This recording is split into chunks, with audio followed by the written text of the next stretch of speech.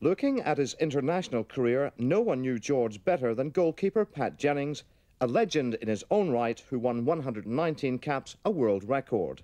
Best, his roommate on Northern Ireland trips, only played 37 times for his country. Playing for Ireland, Georgie Best, who usually plays with Bobby Charlton for Manchester United. But this time, Charlton robs him of the ball. England force a corner, and Charlton's accurate kick is met by Martin Peters, who puts England in the lead with a driving downward header.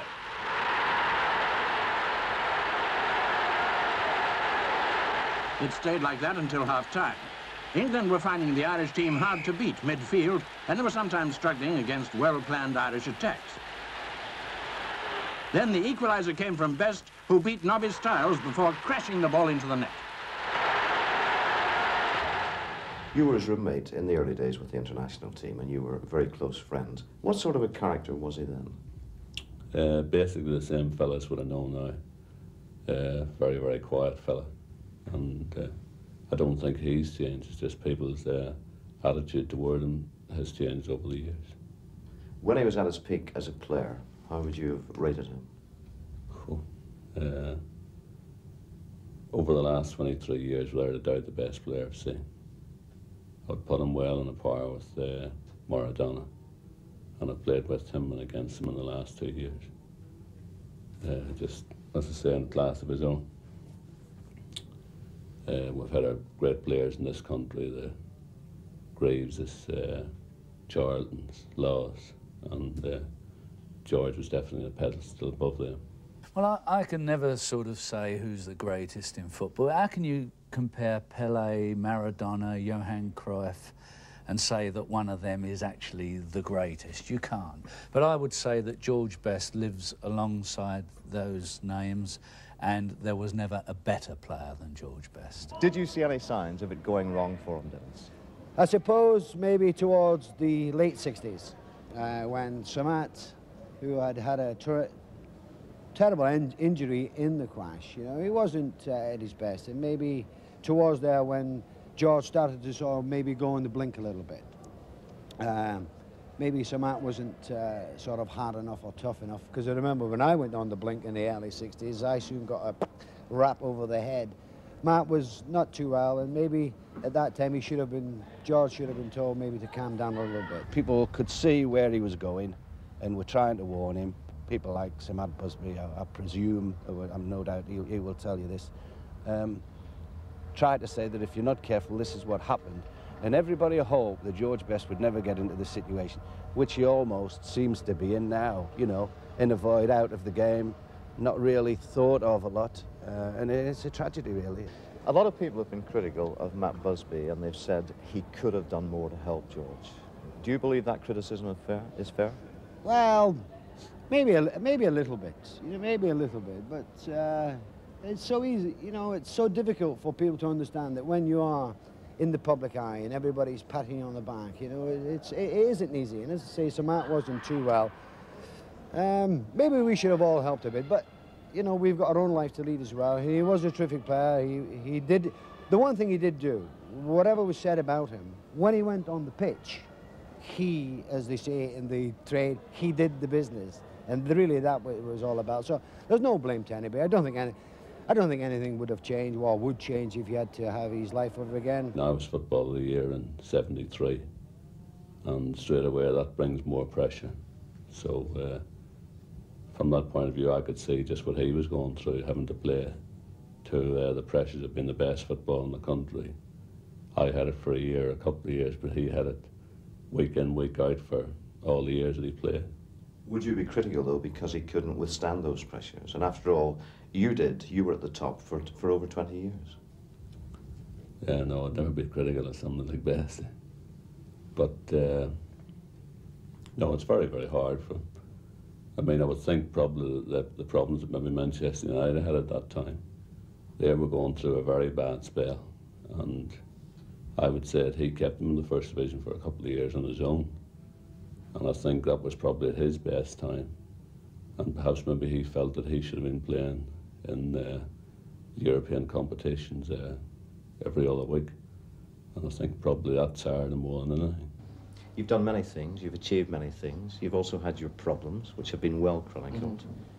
Have you enjoyed life in the fast lane, or have you regrets? I've enjoyed life in the fast lane, and now I'm enjoying it in the bus lane. I've had good times and bad times, but I think at the end of the day, I'll always remember the good times. The bad times, I try and put them out of my mind. The old problem, the drink problem's always going to be there. I mean, I don't kid myself anymore.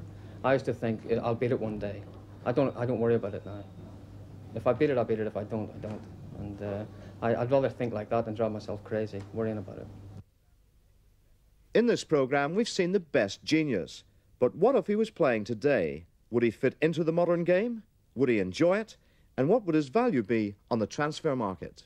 You couldn't buy him today. When I see the likes of, somebody was quoting John Barnes as good as George Best, you know, it's a great player, John Barnes, and a highly exciting player, and he was £1 million. No comparison.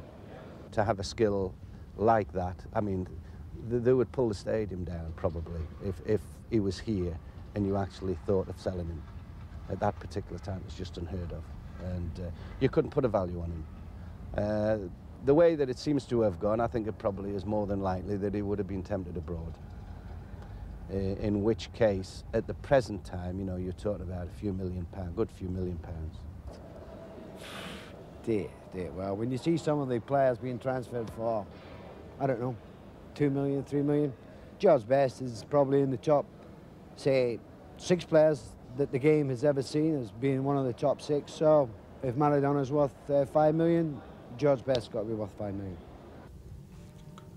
I wouldn't know where to start. I mean, in the early days, there was players like the lad Daly at Wolverhampton,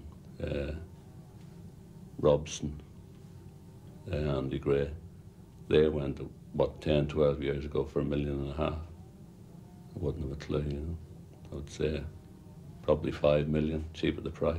We're talking about 10, 12 years ago. When one looks at Maradona being sold for £5-6 million, I would say George would be at least worth £10 million. I'll give you an example of the sort of esteem in which George is held. Maradona was travelling over from Italy to watch England and Brazil, and I know on very good authority that the first question that he asked when he got on the plane to come here was, could I please meet George Best? How would you like to be remembered? As the greatest footballer that ever played. And Pele said I was, so that's good enough for me.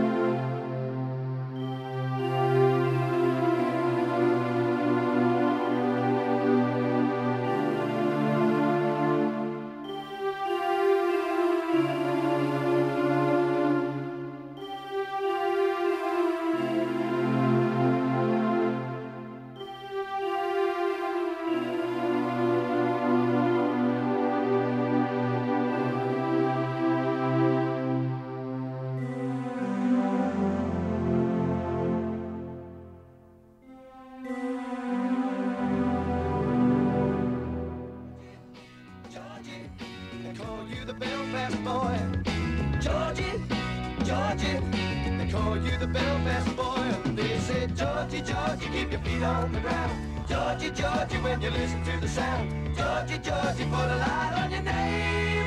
Hey, hey, hey, play the game. Play the game.